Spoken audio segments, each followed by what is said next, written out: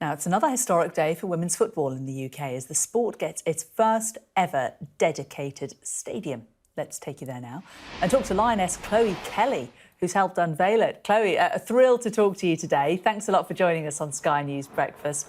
So how much does it mean to you that this stadium has finally been unveiled and classified as the first female football stadium in the UK?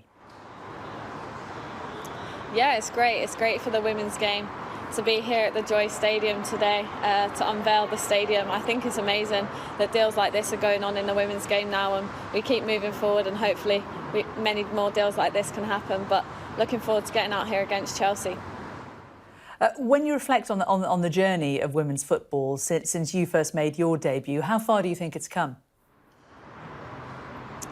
Yeah, it's grown massively, and I think results like the World Cup, getting to the final, and the Euro win, I think these are really important moments for the women's game to push the game forward. But I think to play exciting football here at the Joie Stadium and make people want to come out here and watch us, I think is really important for us that we hold that on our shoulders of getting people out to watch us.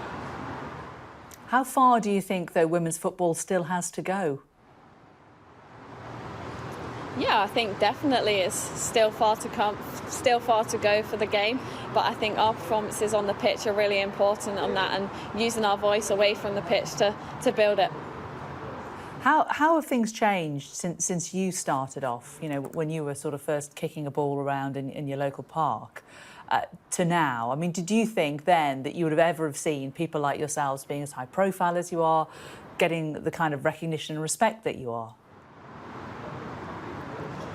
Yeah, it was very different when I was a kid. The kits never fitted us, and you had to go to a game to actually see the women's game and watch it. But now the game's on TV, and being able to watch your idols and being able to look up to a player is really important. And hopefully we can be great role models for young girls and young boys out there wanting to watch us and being good people, but being great performances on the pitches too.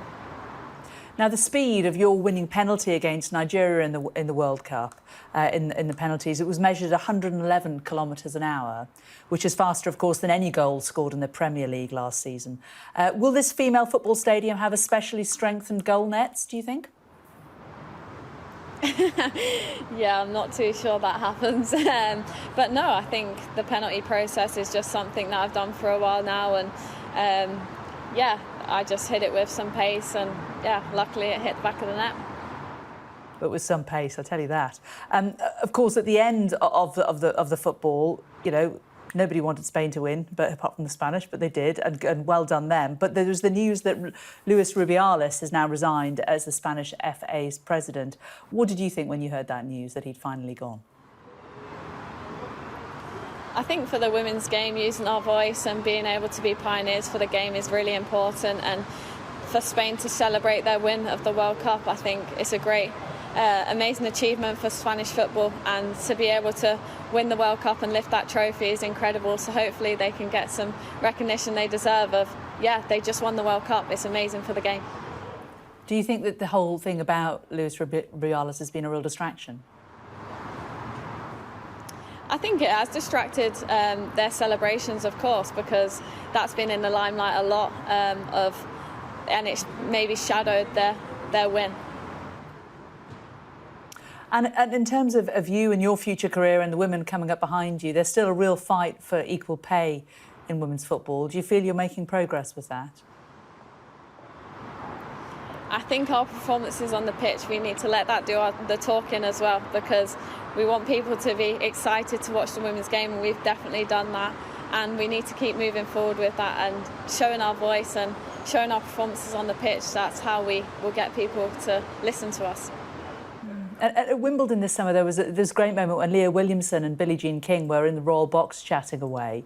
Do you think that your generation of female footballers are going to be the ones that perhaps history are going to look back and say you're the ones that made the real change in your sport, like Billie Jean King did and the original line did in tennis? I think the players that came before us definitely paved the way for us, and we need to pave the way for the next generations coming. I think the likes of Jill Scott, Rachel Yankee, Kelly Smith, they've made the game what it is today, and we need to leave the shirt in a better place for those that come after us. Well, you certainly have so far, Chloe. Chloe Kelly, Lioness there, talking to us at the launch of the first women's football stadium. Thanks so much for joining us. Really appreciate it. Thank you very much.